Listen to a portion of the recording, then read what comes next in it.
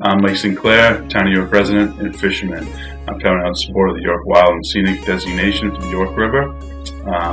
Fishermen, us by a lot, we're a suspicious bunch, and I've had my suspicions about this designation in the very beginning. This was a chance, to study the river and to look at the river in many different aspects, but like a lot of people, you kind of worry about the federal government being involved.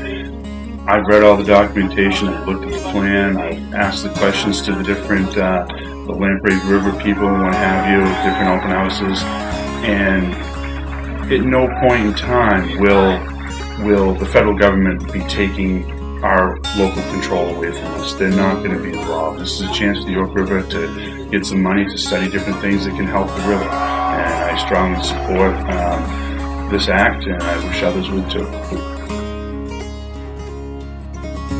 Southern Maine's York River runs through Elliott, South Berwick, Kittery, and York, and out into the Atlantic Ocean. The river is located in what is one of the fastest growing regions in the country over the past few decades. As happens in many places that experience this level of growth, eventually some people begin to express concern about the ways to preserve the quality of life for ourselves and future generations. Out of just that kind of concern, a group of local citizens began to look into the process of bringing the Wild and Scenic Rivers Act designation to a vote among the people of the 4 towns that the river runs through.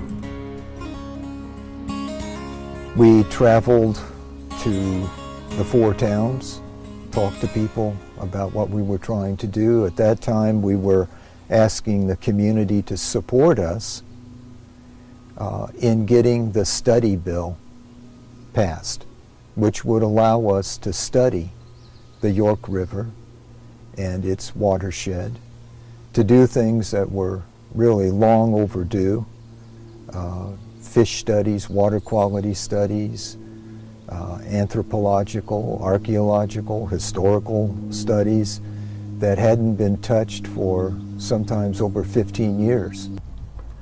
The Wild and Scenic designation preserves rivers with outstanding natural, cultural, and recreational values in a free-flowing condition for the enjoyment of present and future generations.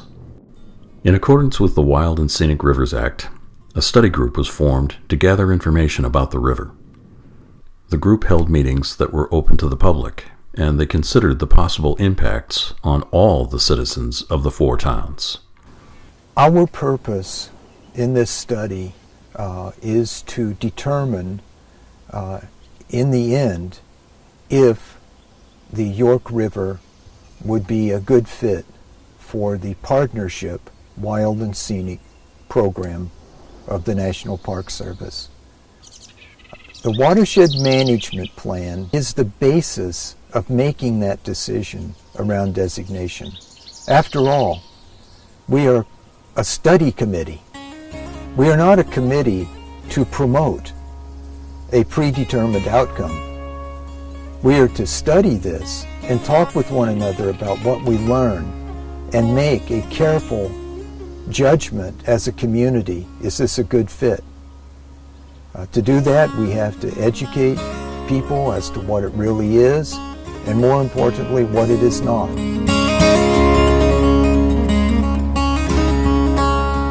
A concern that has arisen is whether being designated under this law would in any way interfere with the dredging of York Harbor. I think there was a legitimate concern, and in fact, I brought the concern to the committee and to the fishermen, saying that I could see a possible interference. Unlikely, unwanted, but still possible. And I felt it was necessary to inform them that we need to take a look at that. It has to do with the provision in the law that protects designated rivers from federal actions. In other words, the law actually protects local communities from federal incursions into their community or on their river, if that river is designated as wild and scenic. That's the purpose of it. But there did seem to be the possibility that that could create perhaps the need for further reviews of the dredging project or delays, and that is something we simply do not want to do. And the reason dredging is of concern is because it's conducted under the auspices of the Army Corps of Engineers, which is a federal agency. The dredging is a part of the life of York Harbor. It's been done, I think I could safely say, for centuries, and it's going to be necessary to continue to do it.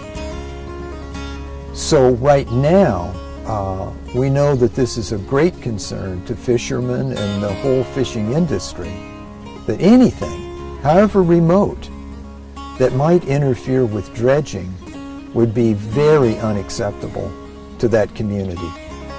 And that's an important community in York. It's important to us as a study group. It's very important to the river.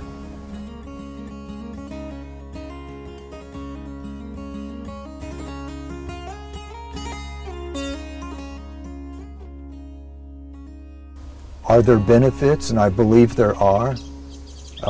We often talk to the people on the Lamprey River, which is a partnership, Wild and Scenic River, and has been for many years.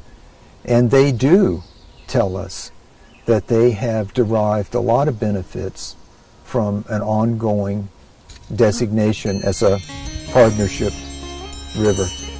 When you start talking about inviting the federal government to have any more involvement than they already have in your town, an argument often begins.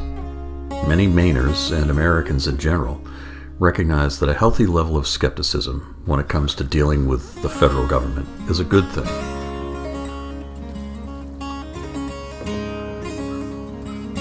The law expressly prohibits the federal government from regulating anything on the river. That all regulation is state statute or local ordinance. And so the towns continue to have complete control over the regulation of the river and the properties around the river. The study group went through the law and wrote the publicly available watershed stewardship plan that goes along with the protection very carefully, with private owners along the river in mind as well as other citizens. They concluded that the Wild and Scenic Rivers Act is entirely focused on preservation and not on confiscation.